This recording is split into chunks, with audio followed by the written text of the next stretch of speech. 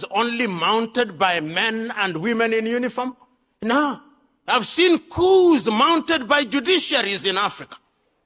I've seen coups being mounted by the political class in Africa. When people engage in sophistry in interpreting constitution, those are also coup d'etats. And I would want us, therefore, as we talk about strengthening democracy, we must also talk about strengthening institutions. Who do we blame? The judiciary, the military. The military continue to intervene as a result of misbehavior from the civilians.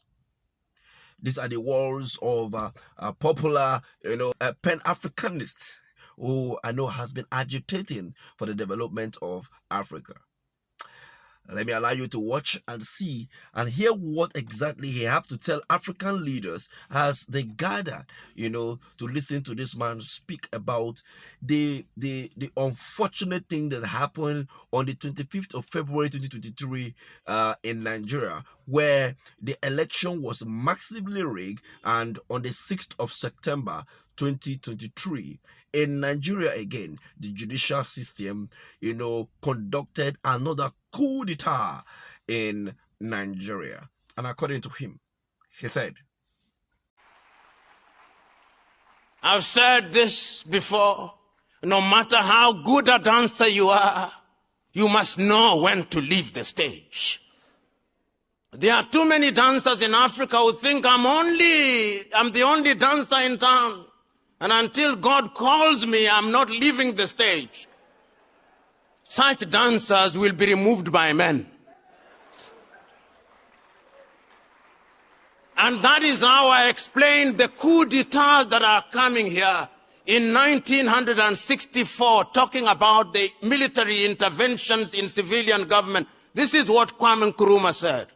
The military have no business interfering with civilian governments.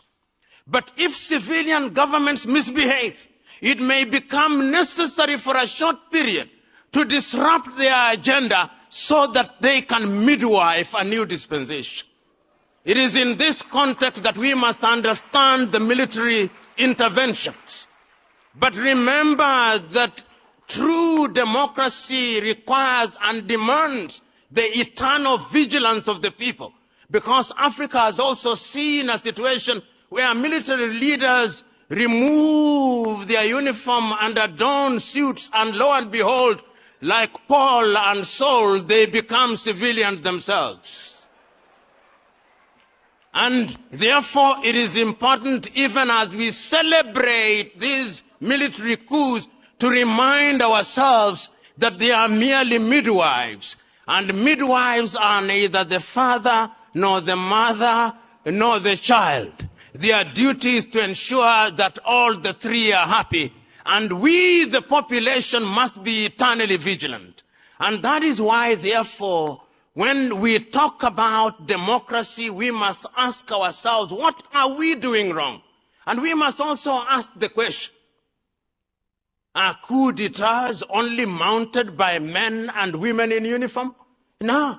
I've seen coups mounted by judiciaries in Africa. I've seen coups being mounted by the political class in Africa. When people engage in sophistry in interpreting constitution, those are also coup d'etats. And I would want us, therefore, as we talk about strengthening democracy, we must also talk about strengthening institutions. Whether it is in Kenya, whether it is in Zimbabwe, whether it is in Nigeria, whether it is in Ghana, we must have a culture of respecting institutions. Sometimes in Africa we behave as if institutions work on their own motion. No. Institutions are as strong as the men and women who occupy them. If you have wrong men and wrong women in office, no matter how strong the institution you claim to be strong, it will not perform, because the history of nature is one. garbage in, garbage out. And if that is the case, therefore, we who are gathered here and talking about governance, this is serious business. What we are talking about here is serious business. It's not just about only the military that are staging coup in Africa alone, but the judicial system, and this is obvious in Nigeria. Now, the only last hope that we have is the Supreme Court that will step in and end this madness. What do you think about this? Do you think that the Supreme Court will give a judgment that will neutralize all that the Presidential Petition Tribunal seated in appeal court in Abuja delivered almost a month ago? Now let's look at this together.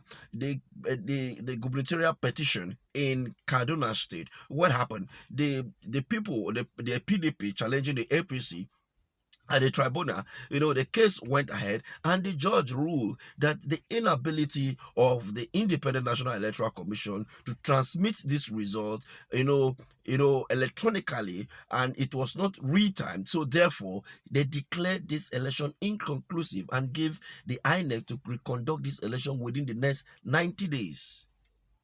You see? But then, if you look at the judgment given at the appeal court, the Presidential Petition Tribunal, the appeal court, they said the real time is inconsequential, it's not necessary.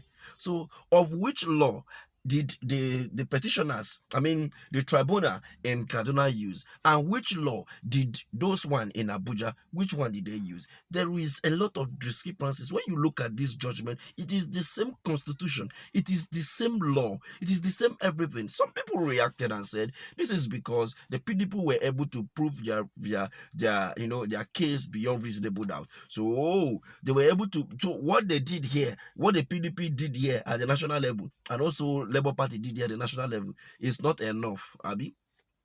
Anyway, we leave that to those that have big grammar to speak. But as you can see, this is the issues.